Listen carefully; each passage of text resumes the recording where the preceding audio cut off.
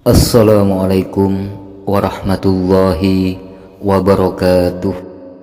Alhamdulillahirrabbilalamin. Wahai anak-anakku, alhamdulillah saya masih bisa dan diberi kesempatan untuk berbagi nasihat ini. Wahai anak-anakku, simpanlah baik-baik apa yang aku sampaikan melalui studio channel TV ini. Maksud saya, hidup ini sudah serba digital, namun anak-anakku, ingat, orang itu dikatakan dekat dengan Allah selama dia meluangkan waktunya untuk berzikir setiap hari. Anakku, sesungguhnya bencana terhadapmu bukan untuk menghancurkanmu, melainkan sesungguhnya akan mengujimu, mengesahkan kesempurnaan imanmu dan menguatkan dasar kepercayaanmu dan memberikan kabar baik ke dalam batinmu. Nah, orang-orang yang meninggalkan amal dalam keadaan berilmu, ilmu itu akan melupakanmu dan berkahnya hilang dari hatimu.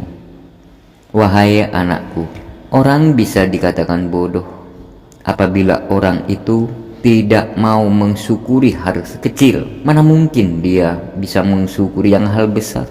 Kalau yang kecil saja dia tidak bisa bersyukur. Nah, seandainya kamu mengetahuinya, niscaya kamu mengetahui siksaan-siksaannya. Wahai anakku, dunia boleh saja di tanganmu atau berada di sakumu untuk kamu simpan dan pergunakan dengan niat yang baik. Tetapi nak, jangan meletakkan di dalam hati.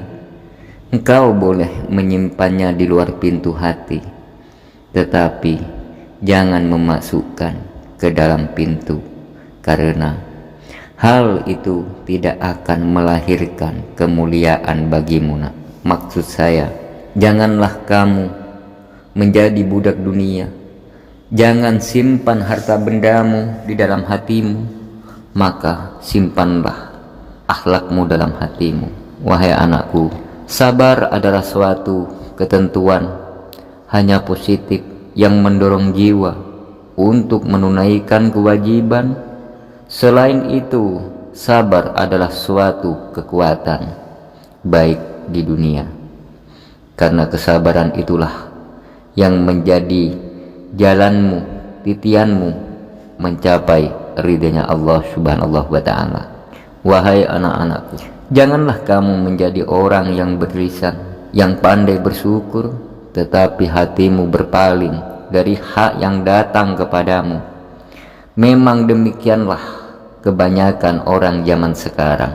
Jadi sebelum dunia ini dimusnahkan oleh Allah, ingat, lelah itu selama kamu berkemauan untuk menuju dan berjalan kepadanya. Jika dunia dan akhirat datang melayanimu dengan tanpa susah payah, ketuklah pintu Tuhanmu dan menetaplah di dalamnya. Bila kamu telah menetap di dalamnya, akan jelaslah bagimu seperti buah pikiran orang yang beriman selalu menyembunyikan apa yang ada padanya. Itulah orang yang beriman. Jika lisanmu terlanjur mengucapkan suatu, maka ia segera memperbaiki ucapannya yang diucapkan. Jika kamu bersalah, segeralah kamu minta maaf.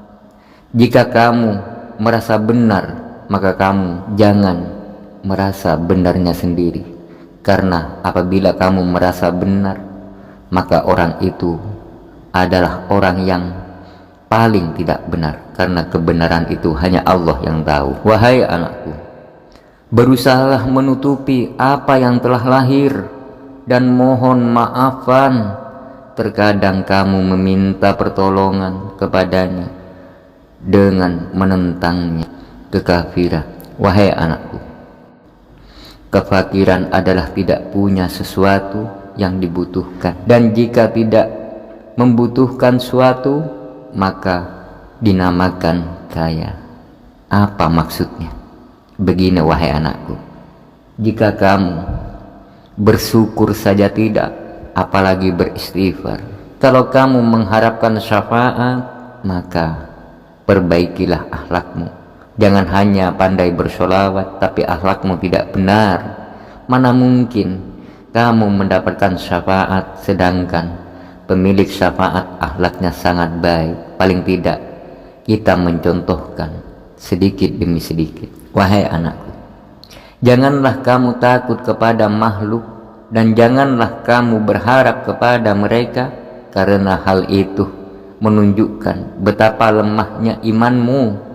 Hendaklah engkau istiqomah dalam cita-citamu sehingga kamu memperolehi ketinggian, karena Allah Subhanahu wa ta'ala akan memberimu sesuatu yang layak dengan cita-citamu, dengan kebenaran dan keikhlasanmu. Jika kamu berdiri di kaki orang lain, melihat melalui mata orang lain, berbicara melalui mulut orang lain, lalu kapan kamu mengenal Allah? Wahai anakku, bersungguh-sungguhlah kamu menyongsong dan kejarlah, karena sesuatu itu tidak akan datang kepadamu begitu sahaja tanpa berusaha memperolehnya. Sedangkan kamu mempunyai kewajiban untuk melakukan amal kebaikan, sebagaimana kamu diwajibkan untuk mencari rezeki. Berpikirlah bahwasanya sesuatu yang kamu cinta di dunia ini tidak akan kekal selamanya. Ingat, tidak abadi dan pasti fana. Apa fana itu? Fana itu terlalu dekat namun terlalu jauh untuk direngkuh. Wahai anakku, jika kamu telah menyadari hal ini, maka kamu tidak akan melupakannya walaupun sekejap. Jadilah akhiratmu sebagai modalmu dan jadikan dunia sebagai keuntunganmu. Gunakanlah seluruh waktumu untuk menghasilkan akhiratmu.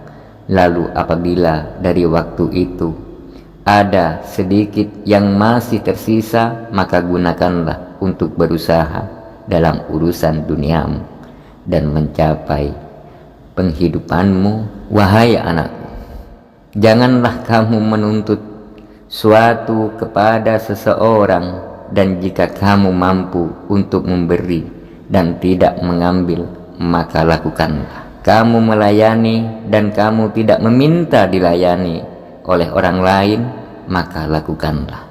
Wahai anak, orang yang sujud itu berpuasa dari makan dan minum, sedangkan orang yang arif itu berpuasa tanpa diketahui.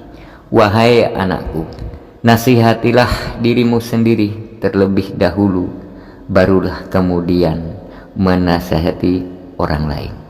Kamu harus lebih memperhatikan nasib dirimu. Janganlah kamu menoleh kepada orang lain, sedangkan dalam dirimu masih ada sesuatu yang harus diperbaiki. Anak-anakku, orang yang beriman selalu menyembunyikan apa yang ada padanya. Jika lisannya terlanjur mengucapkan sesuatu yang kurang baik, maka ia segera memperbaiki ungkapan yang diucapkan itu. Berusahalah untuk menutupi apa yang telah lahir dan memohon memaafkan. Jika kamu melihat aibnya orang lain, maka tutupilah aibnya orang lain itu. Karena apabila kamu pandai menutupi aibnya orang lain, maka kamu sudah jelas kamu itulah bagian dari kekasih Allah Subhanahu wa ta'ala. Wahai anak, jika kamu mengejar dunia, sedangkan dunia itu Allah menjadikannya bulat, bagaimana kamu bisa memanjatnya? Wahai anakku, jika kamu kelak sudah berumah tangga, ataupun anak-anakku yang sudah berumah tangga, didiklah istrimu.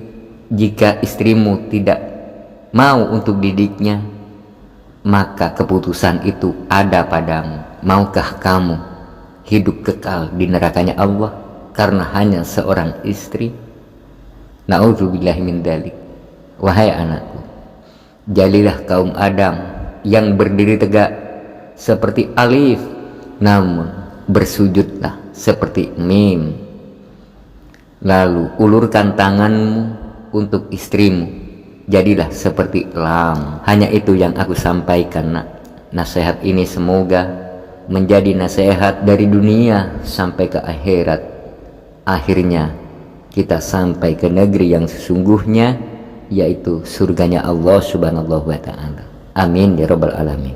Wassalamualaikum warahmatullahi wabarakatuh.